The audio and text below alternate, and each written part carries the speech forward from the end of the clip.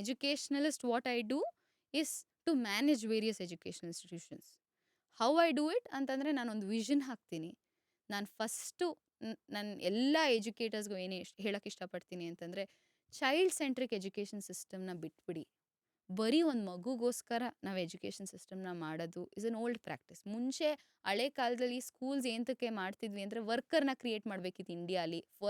ಜನ ಇದ್ರು, workforce ಬೇಕಿತ್ತು, ವರ್ಕರ್ಸ್ ಕ್ರಿಯೇಟ್ ಮಾಡಬೇಕಿತ್ತು. Today we have to create thinkers. Yeah we need thinkers, we need creators.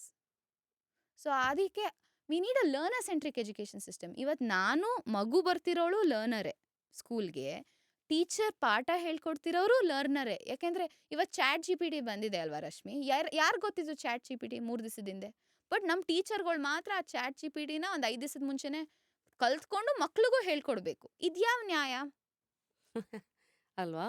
But ಅವ್ರೇನಲ್ಲಿ they not creators, they are just vessel to transfer knowledge ಅಷ್ಟೇ.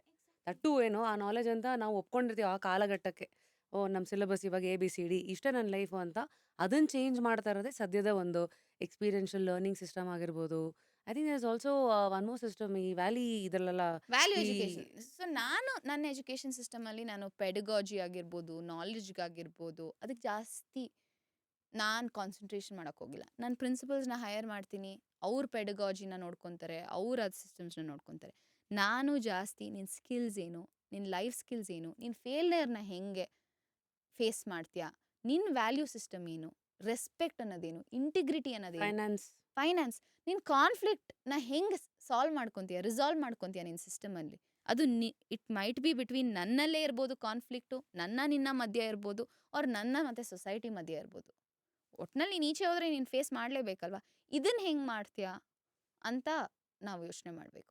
And ಇದು ಹೆಂಗೆ ಬಂತು ಅಂತಂದರೆ, ನಾನು ಒಂದು ವಿಡಿಯೋ ನೋಡ್ತಾ ಇದ್ದೆ, ನಮ್ಮ ಅಮೆಝಾನ್ ಫೌಂಡರ್ ಜೆಫ್ ಹೇಳ್ತಿರೋದು, ಸೇಯಿಂಗ್ ದಟ್ ಇವಾಗ ನಾವು ಕ್ವೆಶ್ಚನ್ ಮಾಡಬೇಕಾದ್ರೆ ಎಲ್ಲರೂ ನನ್ನ ಕ್ವೆಶ್ಚನ್ ಮಾಡ್ತಾರೆ, ಸೇಯಿಂಗ್ ದಟ್ ಏನು ಚೇಂಜ್ ಆಗುತ್ತೆ ನೆಕ್ಸ್ಟ್ 10 ಇಯರ್ಸಲ್ಲಿ ಅಂತ.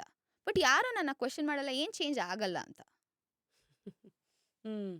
ಆ್ಯಂಡ್ ನನ್ನ ನೀನು ಕೇಳಿದ್ರೆ ಏನು ಚೇಂಜ್ ಆಗಲ್ಲ ಎಜುಕೇಷನ್ ಸಿಸ್ಟಮ್, ನಾನು ನನ್ನ ಕ್ವೆಶ್ಚನ್ ಮಾಡ್ಕೊಂಡಿದ್ದೀನಿ ರಶ್ಮಿ, ಏನು ಚೇಂಜ್ ಆಗಲ್ಲ ಎಜುಕೇಷನ್ ಸಿಸ್ಟಮಲ್ಲಿ ಅಂತ. ವ್ಯಾಲ್ಯೂಸ್ ಚೇಂಜ್ ಆಗಲ್ಲ ರಶ್ಮಿ, ಫೇಸಿಂಗ್ ಪ್ರಾಬ್ಲಮ್ಸ್ ಚೇಂಜ್ ಆಗಲ್ಲ Rashmi. Expectation of the parents saying that ಮಕ್ಕಳು ಅವ್ರೊಂದು ಬೆಡ್ ಮಾಡ್ಕೋಬೇಕು, ಪೇರೆಂಟ್ಸ್ ಮಾತು ಕೇಳಬೇಕು, ಅವ್ರು ಏನಾದರೂ ಪ್ರಾಬ್ಲಮ್ ಆದರೆ ಅವ್ರು ಅದನ್ನು ಸಾಲ್ವ್ ಮಾಡ್ಕೋಬೇಕು ಅನ್ನೋ ಎಕ್ಸ್ಪೆಕ್ಟೇಷನ್ ಚೇಂಜ್ ಆಗಲ್ಲ. ಟೆಕ್ನಾಲಜಿ ಚೇಂಜ್ ಆಗ್ಬೋದು, ಇನ್ನೊಂದು ಸಿಲೆಬಸ್ ಚೇಂಜ್ ಆಗ್ಬೋದು, ನೀನೇನು ಕಲಿತಾ ಇದೆಯಾ ಅದನ್ನು ಚೇಂಜ್ ಆಗ್ಬೋದು. ಆದರೆ human expectation mirroring what you learn, mannerism, value system change ಆಗಲ್ಲ. ಸೊ ಇನ್ಸ್ಟೆಡ್ ಆಫ್ ನಾವೆಲ್ಲರೂ ಕಷ್ಟಪಡ್ಕೊಂಡು ಚೇಂಜ್ ಆಗೋದನ್ನ ದಿವಸ ಎವ್ರಿ ಡೇ ಅಪ್ಡೇಟ್ ಮಾಡ್ಕೊಳ್ಳೋದ್ರಿಂದ ಏನು ಚೇಂಜ್ ಆಗಲ್ವಲ್ಲ. ಅದ್ರ ಬಗ್ಗೆ ಯೋಚನೆ ಮಾಡ್ಕೊಂಡು ಅದನ್ನು ಕಾನ್ಸಂಟ್ರೇಟ್ ಮಾಡ್ಕೊಂಡು ಅದನ್ನು ಗಟ್ಟಿ ಮಾಡಿಕೊಂಡ್ರೆ ನಮ್ಮ ಲೈಫ್ ಸಿಸ್ಟಮಲ್ಲಿ ನಮ್ಮ ಲೈಫ್ ಮುಂದಕ್ಕೆ ಚೆನ್ನಾಗಿ ಹೋಗುತ್ತೆ ಅನ್ನೋದು ನನ್ನ ಭಾವನೆ.